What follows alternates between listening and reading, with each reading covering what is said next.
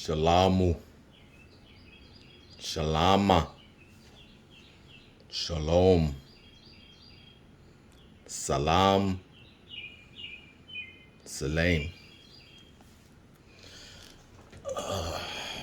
Tov.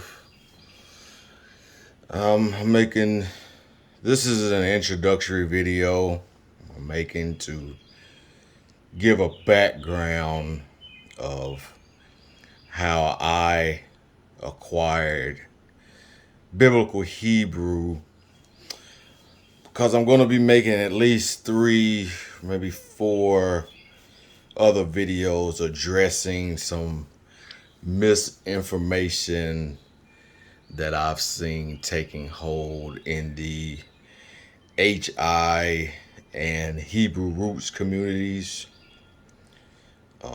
That misinformation is revolving around the Tetragrammaton and how people perceive it should be pronounced. And hopefully I can shed some light on this subject. The things I'm going to be saying is not like a revelation, something that I've sat and meditated on for days, and it's information that's readily available. It's easily available. Consensus from rabbinical sources to biblical Hebrew scholars, linguists, sources like that. You know, it's what I'm going to be saying is can be found from those type of sources. And also what I'm going to be saying isn't excuse me, I'm not the only one person that said that. As I've gone on YouTube and seen people comments on videos that's talking about subjects dealing with biblical Hebrew and dealing with the Tetragrammaton specifically, I see in the comments how people still try to say that that information is wrong, and that what they've been told by others is what they subscribe to. And these are probably sincere people, probably people who feel that what they've learned is right.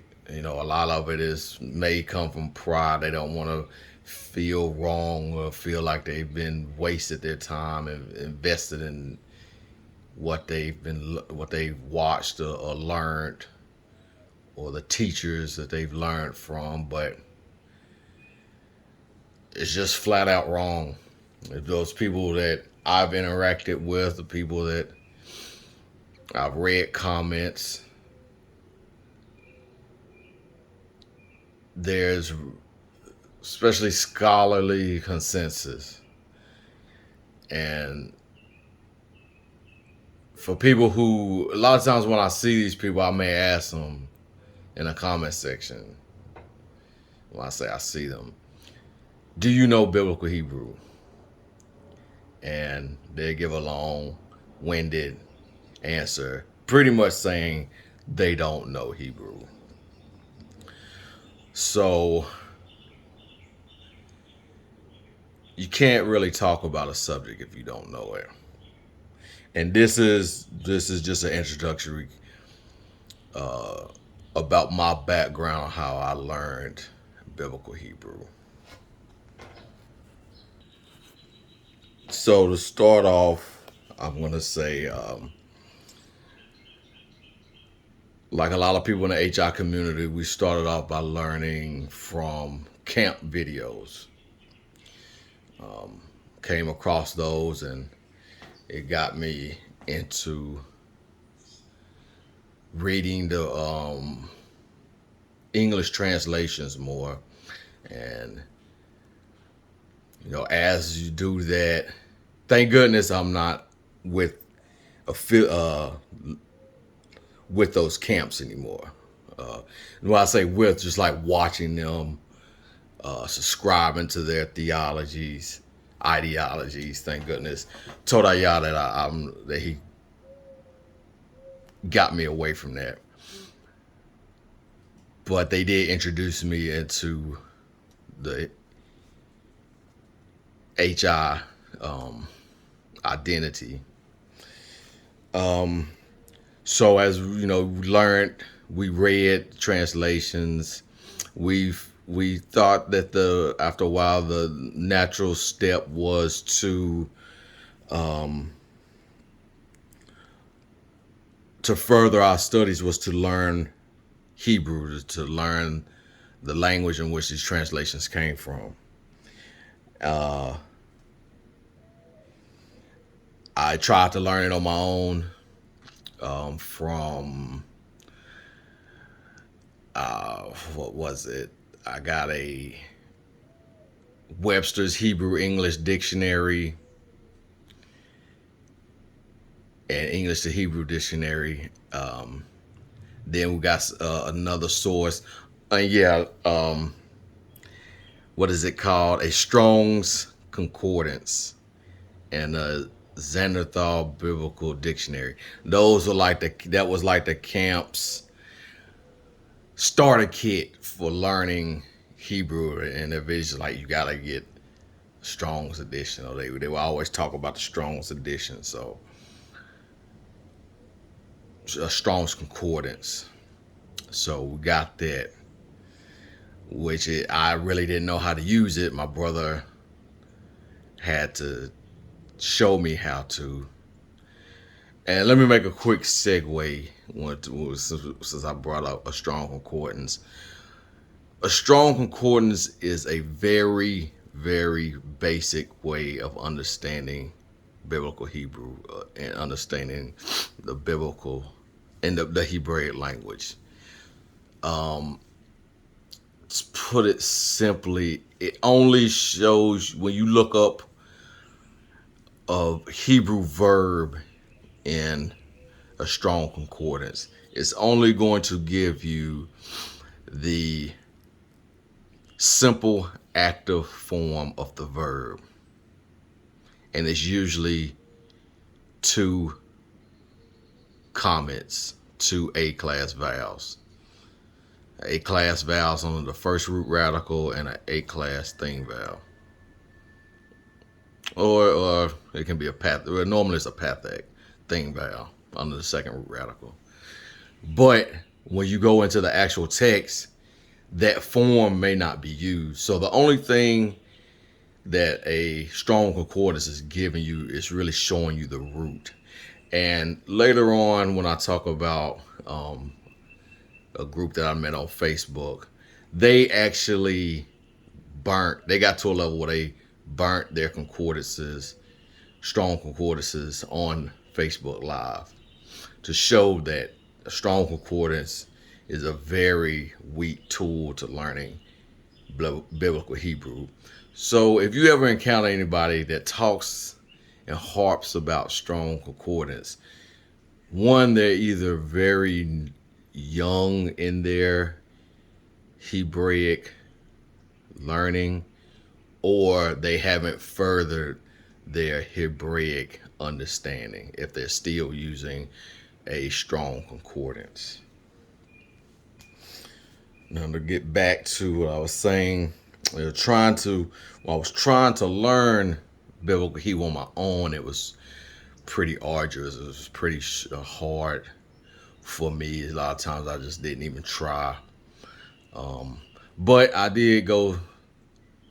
My brother helped me. He gave me some apps that gave me motivation once I started using those. And I came across a guy named Jeff Beener, and I started watching. Well, honestly, it was a female. It was a girl who was making videos.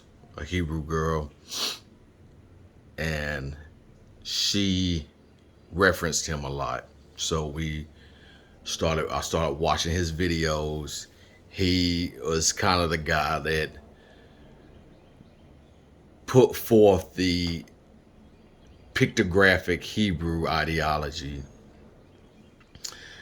So got into him, and I started trying to learn more, teach myself more. So time after that, I was on Facebook, and I was having a back and forth with a brother named Ethan, and he asked me if I knew Hebrew. I told him no, I'm trying to learn. And he invited me into a biblical Hebrew class that he was in on Messenger, and it was ran by a brother named Netanyahu Ben Lawi, a very intelligent brother. He speaks Hebrew. Him and his congregation goes to Israel. He's shown us videos of him having conversations with the locals. Once I joined his class and stayed in his class, that his teachings, because it's hard to learn something just on your own. Like if you have a teacher, you can learn things a lot better. So that really propelled my knowledge and understanding in the Hebrew language, biblical Hebrew language. We had classes twice a week, on Yom Rishon and Yom Hamishi. And Akiyomya proposed that we start reading out of the Bible, the Hebrew Bible, on Yom Rishon. Before getting any further, let me say that in Netanyahu's class, we used this. This was our source. This was how we learned this first Hebrews primer. This is how he said he learned after trying to learn on his own for a while. When he got this, it really helped him. So he recommended that we get it, and we bought this, and we went through each lesson each week. He also recommended that we get this 201 verbs. Mine is kind of falling apart, but it gives you conjugations of the verbs in each stem, if that stem exists in that verb. So this is a real good. So I use this a lot, but see, it's falling apart. There's also a 501 that we have. So those are two things that we mainly use. And when we read on Yom Rishon, each student read 3 verses, and we'll go through the class. If we had time, we'll go back. This is the text that we use, the Reader's Hebrew Bible. It has no English. There's no English in it, except for down here at the bottom when a word is used less than 100 times, it'll give you the definition. But this is what we read. There's also the Biblia.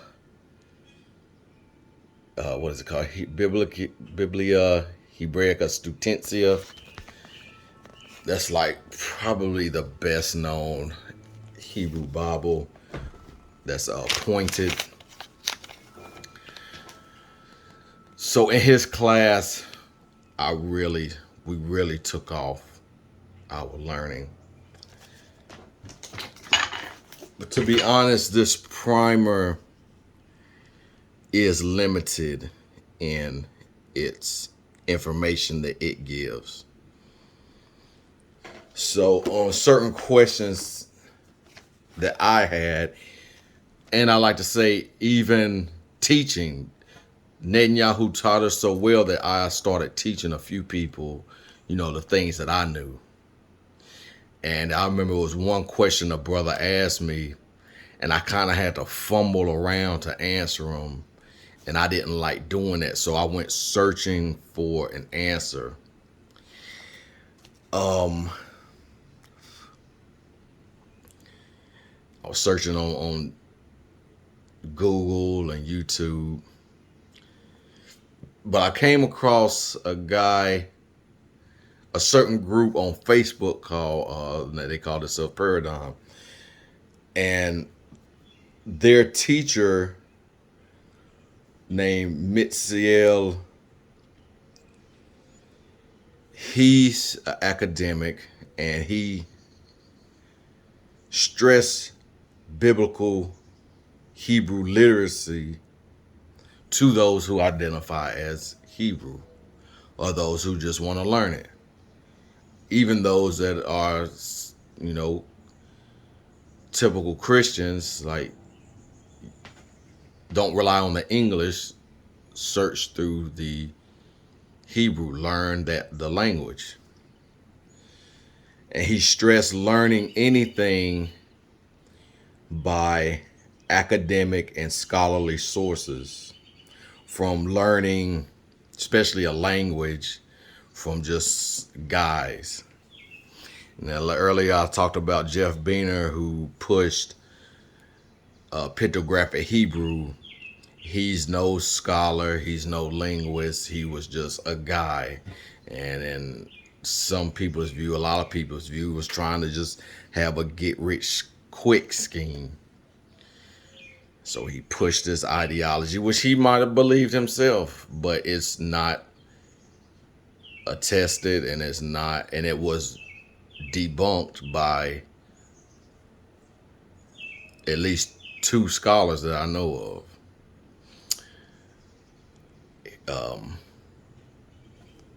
So Mitz ran a weekend seminar, where he taught Hebrew, Ugaritic. We had an introduction to Sumerian. We had a archaeological type exercise, so that he also furthered my understanding of biblical Hebrew, and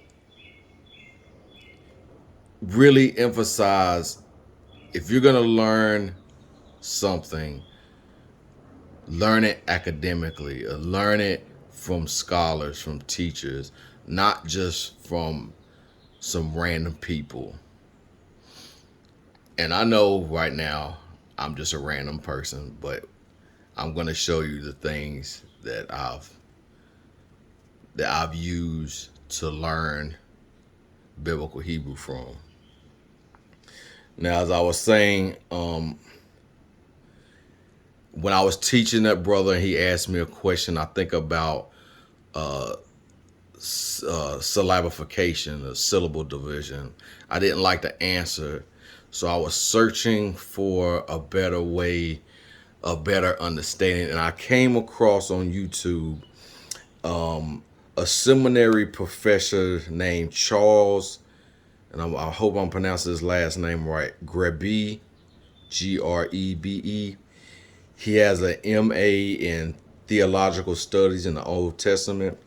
He created an online course for his students to help them in his class. And I think he on his website, he said something like, those that, if it might have been too far to get to the seminary, that they can still learn if they were like taking online courses.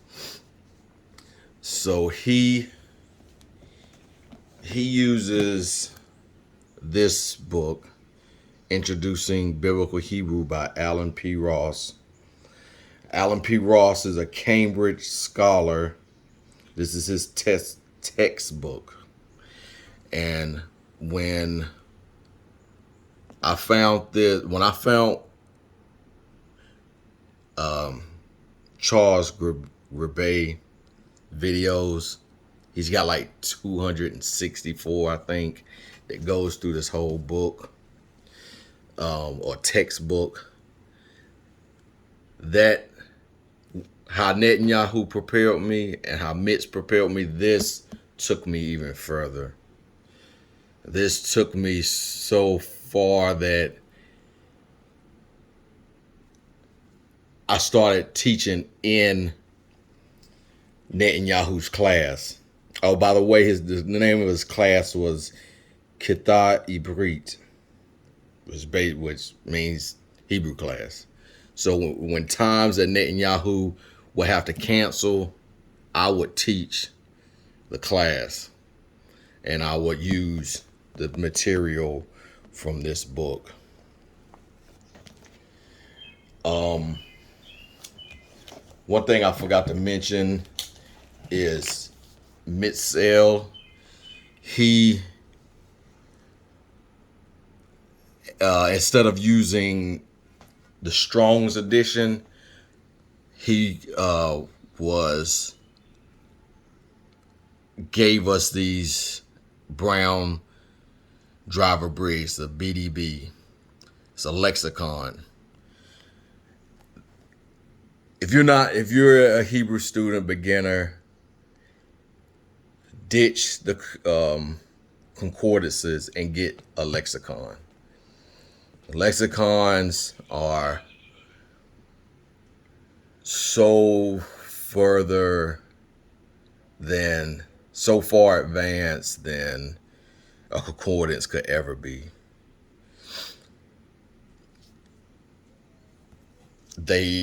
It's beyond. So this is what Mitzel endorses.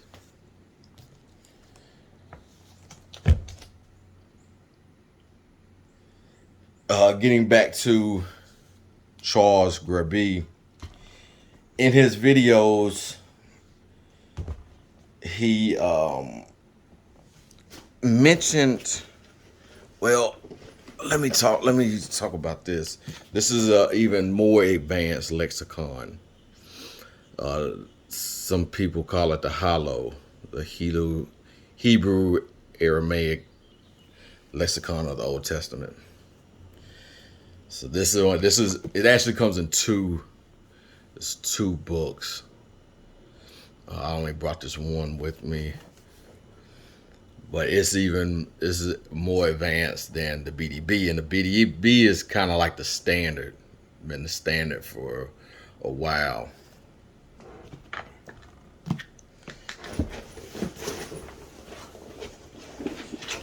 Charles Grebe in his videos, he talks a lot about other textbooks and other grammars, using examples from theirs.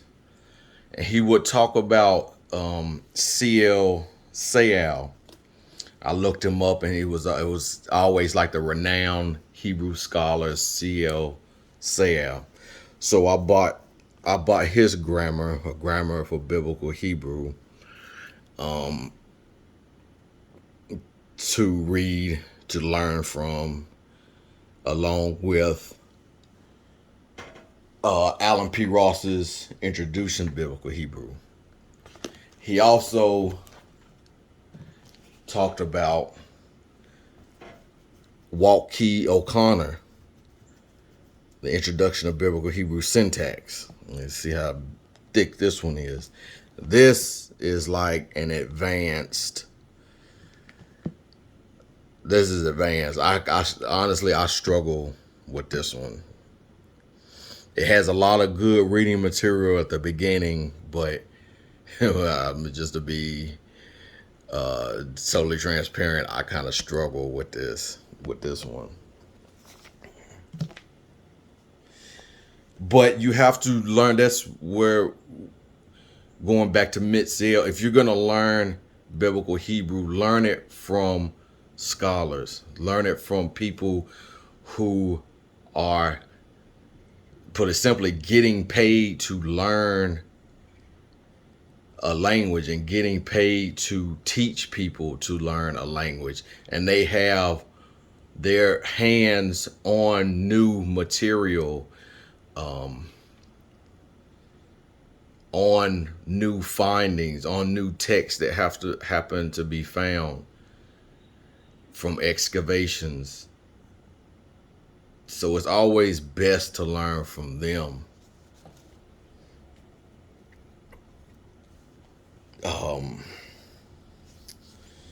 All these took my knowledge of Hebrew to new heights that at the beginning, learning on my own, I never thought that I would be able to achieve. I like to talk. I like to mention a few people as well. People in that were in Paradigm who were under Mitzel, that was taught by Mitzel. One guy is Morey Shaal. I still keep in contact with him to this day. He helps me a lot. He's a good Morey. He's a good brother. If anything you need to know, he'll teach you. He's a great parse. He can parse tremendously. There's a brother, Daniel Ben Yaakov out in California. Tremendous brother. He's studied the Mishras. He knows the Hebraic text. It seems like the back of his hand when I've spoken to him. There's also a guy in Germany. I think his name is Yaakov Ben Israel. When I was introduced to him on Facebook by Sha'al, and he made me think about biblical Hebrew problem solving in a way that I never thought about it, the way that I never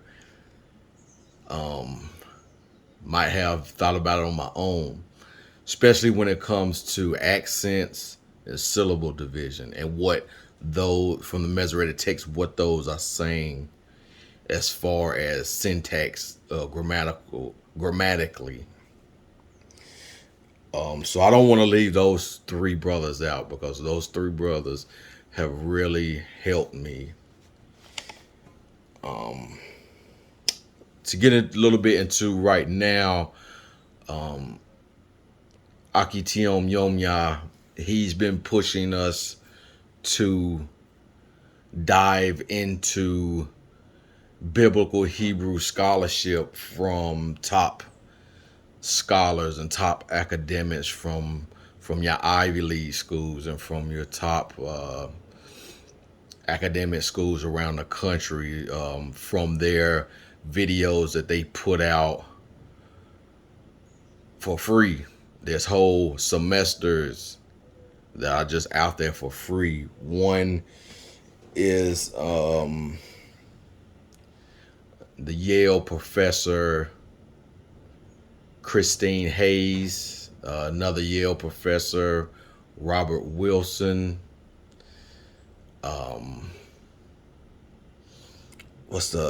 And from different seminaries as well. I can't believe I can't remember his name. Alan Booth, I think. It's probably not his last name, but, and I have a suspicion that he was Mitz's teacher. I seen a picture Mitz had online, and that guy looks similarly, eerily close to Alan Booth. I thought that's probably not his last name, but.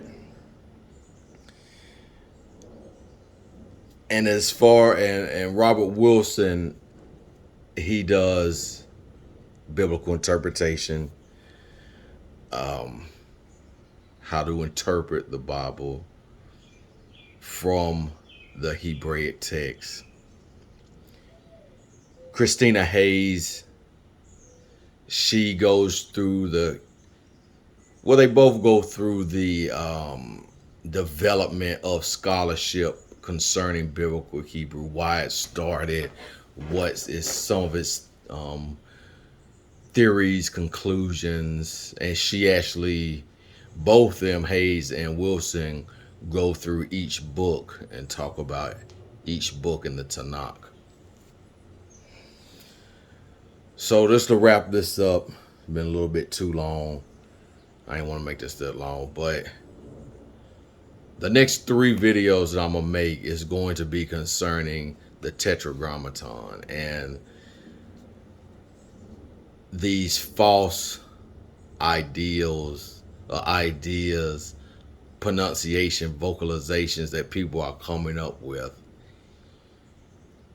when they are listening to other people and they don't know Hebrew themselves. What's the guy's name? Dr. Joshua Boeing. He's an Assyriologist who specializes in Sumerian. He said in one of his speeches,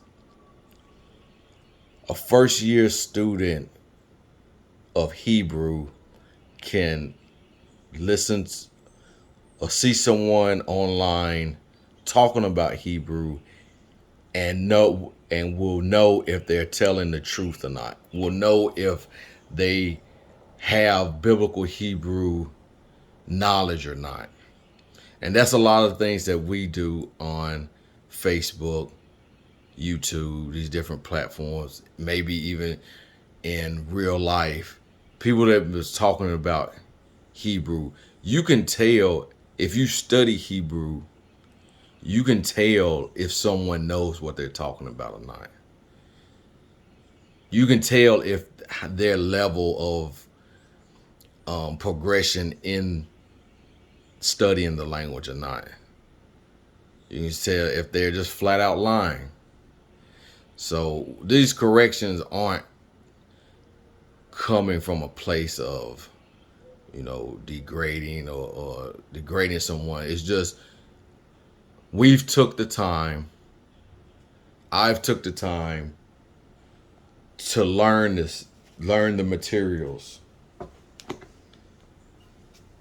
and correct. What does the scripture say? A wise man loves correction. Now, if you don't think what these corrections that I'm telling you, or anyone that tells you that knows Hebrew or may know a Semitic language, Akkadian, Ugaritic, if you can't take correction, then maybe you're not wise.